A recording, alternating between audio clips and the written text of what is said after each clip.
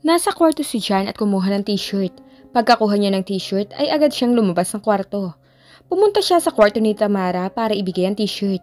Bukas ang pinto. Nakaawang ito ng konti kaya lumapit siya. Pero natigilan siya nang marinig ito may kausap. Sweetheart, sorry. I can go home now. I promise, tomorrow morning nandiyan na ako. Saglit itong tumigil at malamang ay nagsasalita ang kausap sa kabilang linya. Okay, good night. I love you. Bye. Muli niyang narinig pagkaraan ng ilang minuto. Kaya pala gustong umuwi. May nag-aantay. Sabi niya sa sarili. Kumatok siya at sumandal sa hamba ng pinto. Agad naman itong lumingon. Mr. Miller. T-shirt. Tinaas niya ang kamay kung saan niya hawak ang t-shirt. Kinuha naman ito na may ngiti sa labi. Thank you, I need it so badly. Sige, good night, he said. Good night. Umalis siya at bumaba. Pumunta siya ng minibar at kumuha ng alak at baso.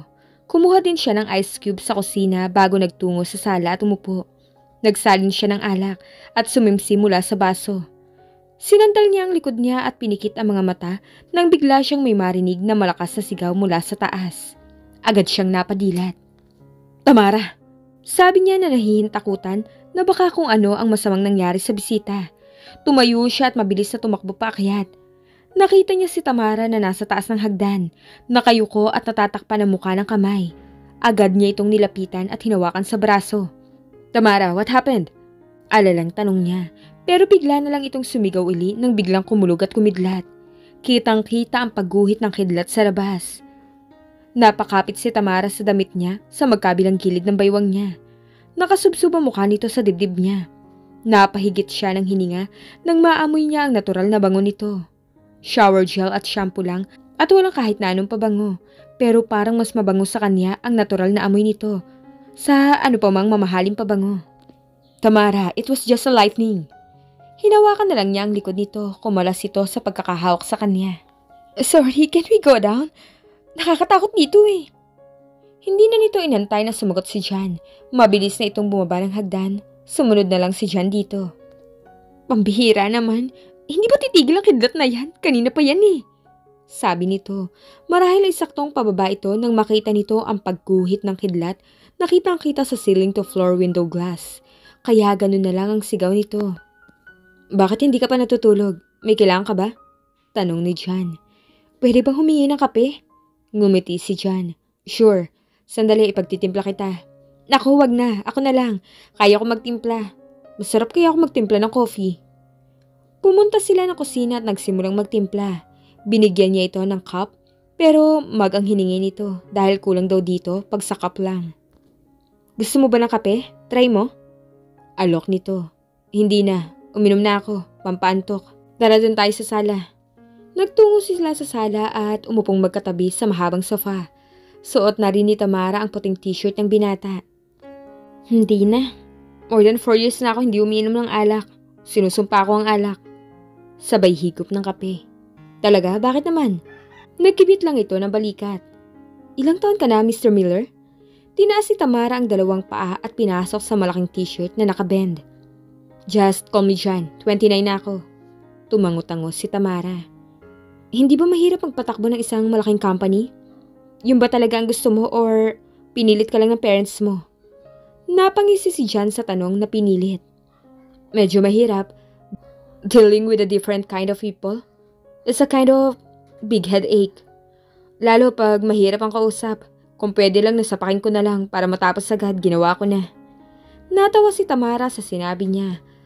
Kaya maging siya ay natawa na din. Buti may self-control ka.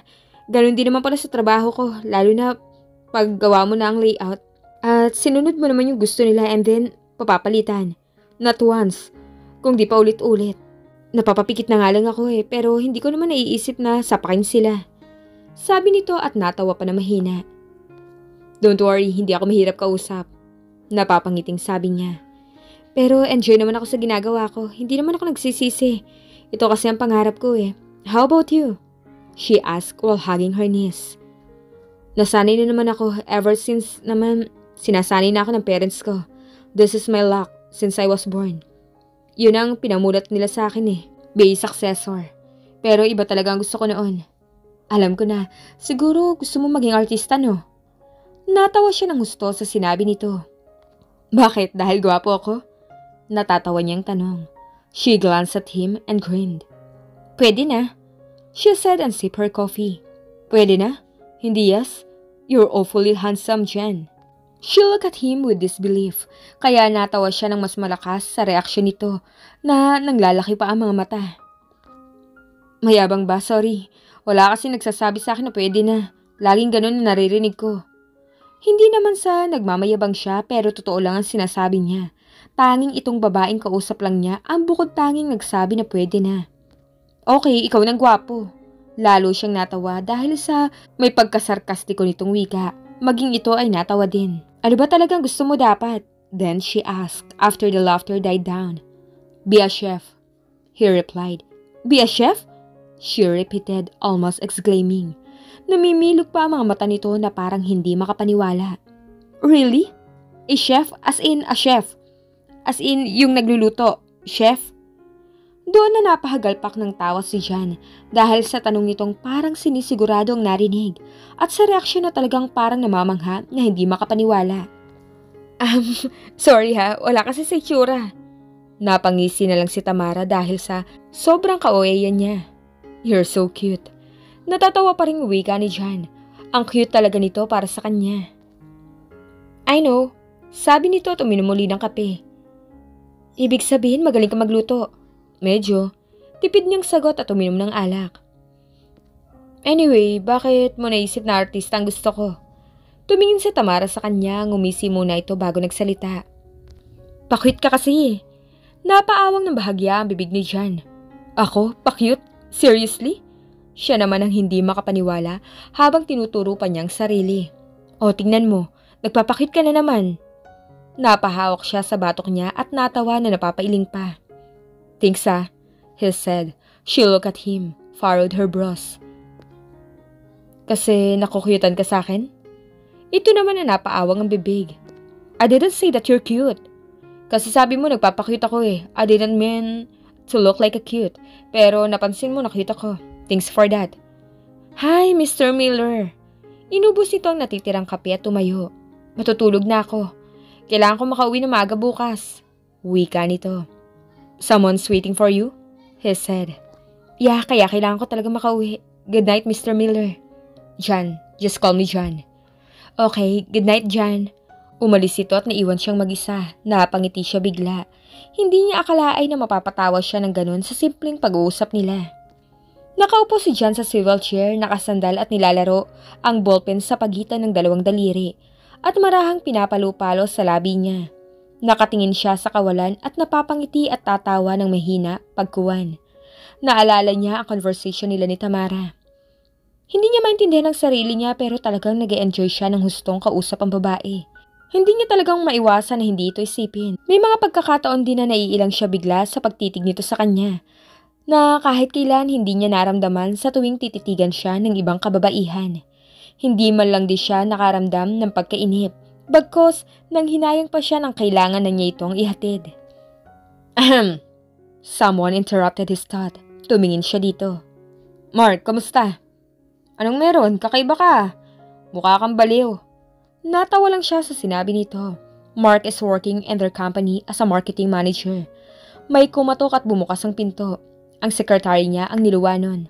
Sir, nakancel ko na po lahat ng appointment mo for today. Secretary stated. Thank you, Vina. Yun lang at lumabas na uli ang sekretarya. Nagpapakancel ka ng meeting? But why? Takang tanong ng kaibigan niya. Hindi kasi siya nagpapakancel ng meeting at ngayon lang nito ginawa yun. Tumayo si Jan. I'll go to Tamara. Wow, date? Ang bilis mo talaga, dude. Anong nangyari sa pagpunta niyo sa Tagaytay? Wala. Ibibigay ko lang to. Pinakita nito ang blueprint. It will take a whole day para ipakancel mo lahat ng appointment mo. Natatawang tanong ni Mark. Hinampas ni Jan ang nakaroll yung blueprint sa ulo ng kaibigan niya. Mauna na ako. Sabay alis niya. Napangisi na lang si Mark habang sinusundan nito ng tingin. Hi sir, good morning. Nakangiting bati ng sekretarya ni Tamara. Titig na titig ito kay Jan. Kitang-kita ang kislap dala ng paghanga sa binata. Good morning, is Miss Dilo there? Yes sir, she's here. In a minute sir. Mabilis na sagot nito at agad na pumasok sa isang silid. Muli rin itong lumabas pagkaraan ng ilang sandali. Sir, pwede na po kayong pumasok. Thank you. You're always welcome, sir. Tumuloy siya sa opisina ni Tamara. Gwapo, buti na lang, hindi nalaglag ang pambaba ko. Narinig niyang sabi ng sekretarya at humagikik pa. Napangiti na lang siya tuluyang pumasok. Pagpasok niya ay agad namang tumayo si Tamara pagkakita sa kanya. Hi, John. Nakipagkamay ito sa kanya. Dinala ko lang ang blueprint. Ibinigay niya ang blueprint dito. Have a seat, John. Anyway, this is Jelly, my friend and a business partner as well. Jelly, he is Mr. John Miller. Tumayo ang kaibigan nito. So, ikaw pala nakasama niyang na-stranded. The man with the most adorable half smirk. Nice to meet you, John. Inabot nito ang kamay at tinanggap naman ni John. Pero medyo nagtaka siya sa sinabi nito. Si Tamara naman ang parang hindi alam ang gagawin. Parang gusto niyang batukan si Jelly dahil sa kadaldalan nito. Kung bakit ba naman kasi nakwento niya dito ang adorable half smirk nito. Mauna na ako, Tamsa. Nagbeso ito sa kanya at bumulong. Hindi lang half smile ang adorable sa kanya. Everything in this man is adorable. Bulong nito. Sira ulo. Bulong din niya at tumawa ito na malakas. Napangiti na lang si John dahil sa pagtawa nito. Bye, John. Hindi pa naglalunch si Tamsa. Baka gusto mong samahan. Napaawang ang bibig ni Tamara sa sinabi ni Jelly. Mabilis na kinuha ni Tamara ang blueprint na nakarolyo at hinampas sa ulo nito. Ouch! Grabe ka ha? Natawa si John at napahaplos pa sa ulo. Bye na! Sabay alis nito. Nako John, pasensya na. Have a seat. Umupo si John at umupo rin si Tamara sa swivel chair. Inikot ni John ang paningin sa kabuuan ng office ni Tamara. May katamtamang laki ang opisina niya. Isang studio type lang ito. May maliit na painting sa likuran ng kinauupuan niya na nakasabit sa dingding niya. Isang Pisces.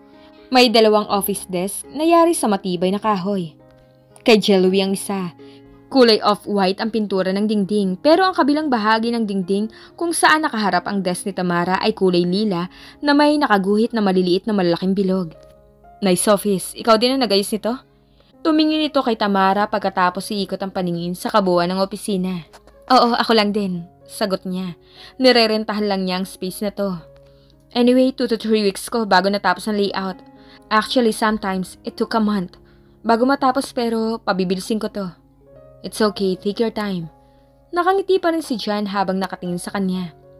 Okay, yun lang ang nasabi ni Tamara at umiwas ang tingin sa binata. Nailang siya bigla sa paraan ng pagtitig nito. Parang hinihigop ang kaluluwa niya. Oo pero yun talagang pakiramdam niya. So hindi ka pa daw naglalunch? Mabilis niyang naibalik ang tingin sa binata at napamaang siya sa tanong nito dahil mukhang papatulan nito ang sinabi ng kaibigan niya. Yeah, pero wag mo nang patulan ang sinabi ni Jelly. Loka-loka lang talaga yun. Sabi na lang niya na bahagya pang nabulol ang dila niya sa pagsasalita. Hindi pa din ako naglalunch eh. Would you mind if I invite you for lunch? Para may kasama na rin ako. Hindi masarap kumain mag-isa eh. Napangiti na lang si Tamara. Isang alanganing ngiti. Libre ba o KKB? Natawa ng gusto si John sa tanong niya. Hi Tamara, hindi naman ako kuripot. Don't worry, I'll pay for it.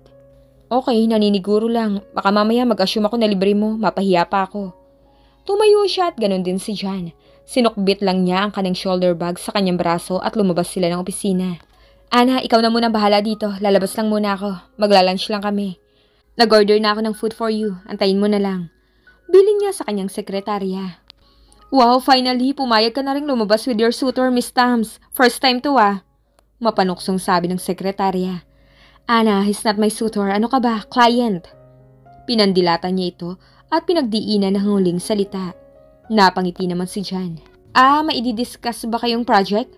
Tanong uli ni Ana na nakatingin kay John. Yeah, wala. Tapos na namin i-discuss. We're just going out for a lunch. John cuts her off. Tiningnan ni Ana si Tamara na malapat ang pagkakangiti. Alam ko nang iniisip mo, Ana. Tumahimik ka. Sisitahin kita dyan eh. Natawa si John sa sinabi niya, maging si Ana ay natawa din ng husto. Halika na nga. Nagpatiunan na si Tamara sa pintuan. Muli siyang lumingon sa dalawa. Mukhang may sinasabi si Ana kay John at ngiting-ngiti naman si John. Hey! Tawag ni Tamara kay John dahil sa hindi pagkilos nito. Saka naman ito sumunod sa kanya. Nagpunta sila sa isang restaurant na malapit lang din sa opisina ni Tamara. So, is it true? This is your first time to go out with a client na hindi involve ang business? John asked. She looked at him questioningly. Anna told me before we had left. He added. Napahawak naman sa to si Tamara, napangiti naman si John. Yung kasi ang binulong sa kanya ni Anna kanina. Unang beses daw nitong sumama sa isang client na hindi involve ang trabaho. I guess I must be flattered, he said, still grinding. Huwag kang feeling, gutom lang ako at sayang ang libre. May pag-irap nitong sabi. Lalo siyang natawa sa sinabi nito at lalo sa pag-irap nito. Okay, sabi mo eh. Nasabi na lang niya. Ito na nga ba ang simula ng pagmamabutihan nilang dalawa?